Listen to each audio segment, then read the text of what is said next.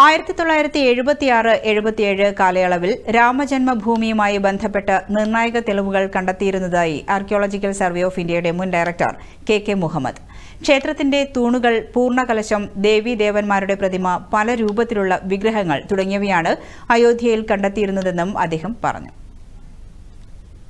ഞാൻ 1976-77 professor BB Lal, അദ്ദേഹം director general of archaeological survey of India ആയിരുന്നു. അദ്ദേഹത്തിൻ്റെ കീഴിൽ എക്സ്കവേഷന് വേണ്ടി അയോധ്യയിൽ പോയത്.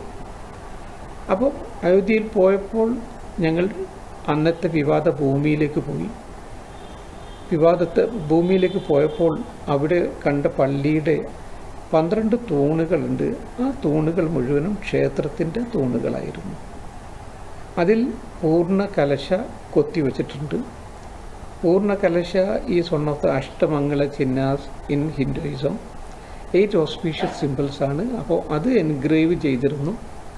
അതാണ് ഞങ്ങൾ ആദ്യം കണ്ടത്. പിന്നീട് കുറച്ച് ദേവീദേവന്മാരുടെ പ്രതിമകളും ഉണ്ടായിരുന്നു, പക്ഷേ അത് ഡിഫേസ് ചെയ്തിരുന്നു. അതിനുശേഷം പടിഞ്ഞാറ് ഭാഗവും അതേപോലെ തെക്ക് ഭാഗവും എക്സ്കവേറ്റ് ചെയ്തപ്പോൾ ഈ തൂണുകൾക്ക് നിൽക്കാൻ വേണ്ടിയുള്ള ഇഷ്ടിക ബ്രിക്ക് ബേസസ് കിട്ടുകയുണ്ടായി. പിന്നെ അവിടെ നിന്ന് തന്നെ ടെറക്കോട്ട ഐഡൽസ്, അതും ടെറക്കോട്ട ഐഡൽസ് ഒരിക്കലും തന്നെ മുസ്ലിം പള്ളികളിൽ നിന്ന് കിട്ടുകയില്ല. അതിൽ സ്ത്രീയുടേതുണ്ട്, പുരുഷൻ്റേതുണ്ട്, മൃഗങ്ങളുടേതുണ്ട്. ഇതൊന്നും തന്നെ ഒരു മുസ്ലിം ആരാധനാലയത്തിൽ നിന്ന് കിട്ടുകയില്ല. ഇങ്ങനെയുള്ള 4 തെളിവുകളുടെ അടിസ്ഥാനത്തിലായിരുന്നു ഈ പള്ളിയുടെ കീഴേ ഒരു ക്ഷേത്രമുണ്ട് എന്ന നിഗമനത്തിൽ ഞങ്ങൾ എത്തിച്ചേർന്നത്.